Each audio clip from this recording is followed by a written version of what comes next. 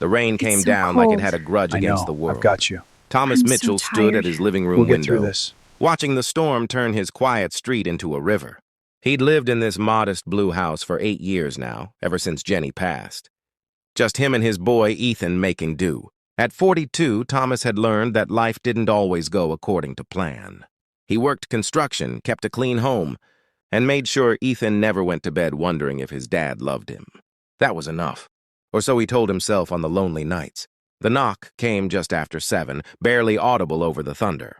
Thomas opened the door to find a young woman in a wheelchair, soaked to the bone, holding a small child who couldn't have been more than 3. The little boy clutched a worn teddy bear, his eyes wide with fear.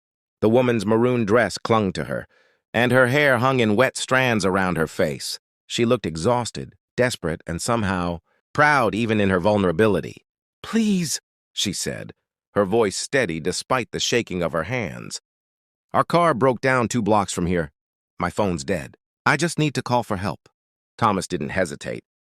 Come in, come in." "Lord, you're both soaked through." He helped her navigate the small step at his doorway, then closed the door against the storm. The woman wheeled herself into the living room while Thomas grabbed towels from the bathroom. "I'm Thomas," he said, handing her the towels. "That's my son, Ethan, upstairs doing homework. Let me get some dry clothes for you and the little one." "I'm Rebecca," she said, wrapping her son in a towel. "This is Owen.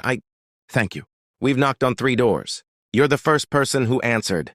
Something about the way she said it, grateful but not surprised, told Thomas she was used to disappointment.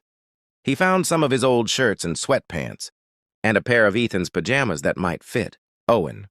While Rebecca changed in the bathroom, Thomas made hot chocolate, the real kind, the way Jenny used to make it. When Rebecca emerged, wearing his oversized clothes, Thomas could see her more clearly. She was young, maybe 30, with kind eyes that had seen hardship. Owen stayed close to his mother, but his fear was giving way to curiosity as he peeked at the bookshelf in the corner. "The phone's in the kitchen," Thomas said. "Take your time." He heard her make several calls. Each one seemed to lead nowhere. When she came back, her composure had cracked just a little. "The tow company can't come until morning," she said quietly. "And every hotel within 20 miles is booked because of some convention." She paused.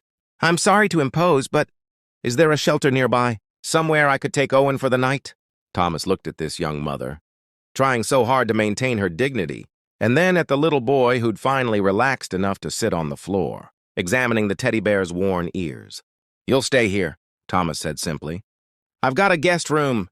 Haven't used it in years, but the bed's good. Ethan can bunk with me." "I couldn't—" "Yes, you could.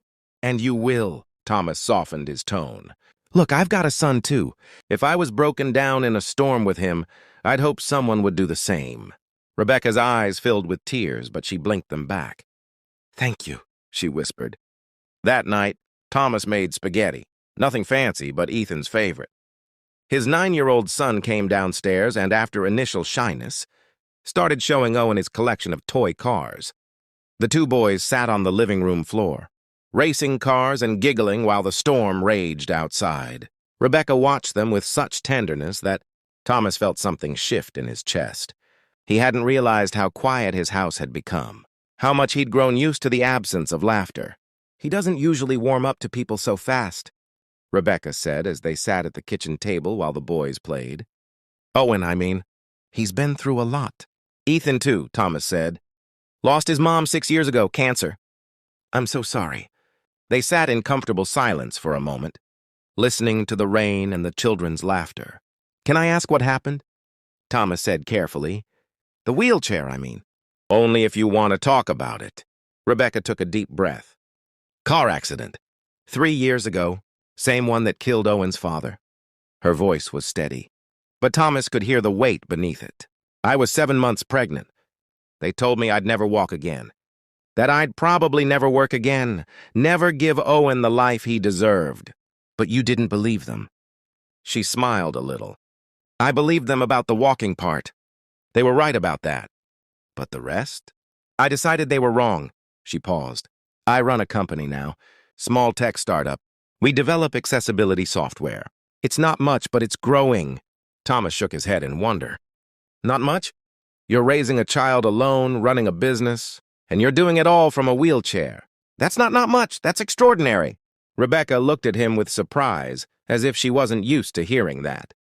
The next morning, the storm had passed, leaving everything washed clean and bright. Thomas made pancakes while Rebecca called the tow company.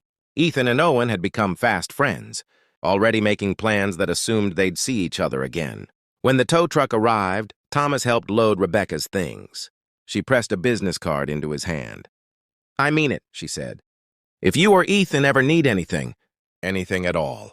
Thomas looked at the card. Waverly Solutions. Rebecca Waverly, CEO. His eyes widened slightly. She caught his expression.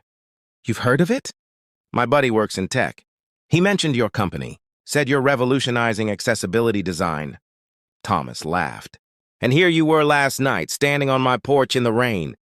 "Here I was," she agreed, "meeting one of the kindest men I've ever known." 3 weeks later, Thomas got a call. It was Rebecca. "I have a strange question," she said. "My company is expanding. We're building a new headquarters, and I need someone to oversee the construction. Someone who understands accessibility, who thinks about people, not just buildings. I know you work construction, but would you consider project managing for us?" Thomas was silent for a long moment. "Rebecca, I'm not qualified for—" "You're more qualified than you know. You saw a woman in a wheelchair in the rain and thought about how to make her comfortable, how to help her maintain her dignity. That's exactly the perspective I need." The job changed Thomas's life. Within a year, he was heading the construction division of Waverly Solutions, designing buildings that worked for everyone. But more than that, he'd found something he thought he'd lost: hope, partnership, and eventually love. Rebecca and Thomas took their time.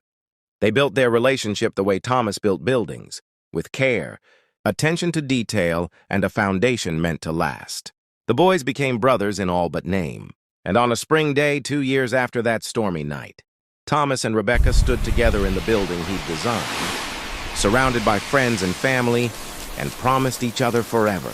That evening, as the celebration wound down, Thomas found Rebecca on the accessible balcony he'd specifically designed into their new home.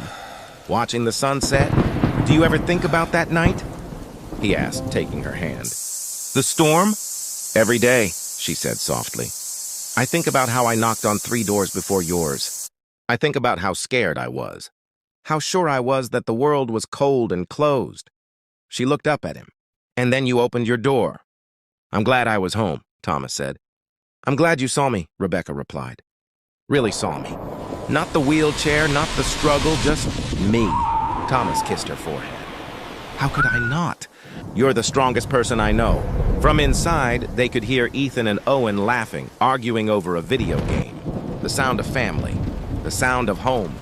Sometimes, Rebecca thought, the worst storms bring us exactly where we need to be. Sometimes getting lost is the only way to be found. And sometimes the greatest blessings come soaked to the bone, knocking on your door, asking for help. All you have to do is answer. Based on above script, give me 60 best related video prompts to use in my video background.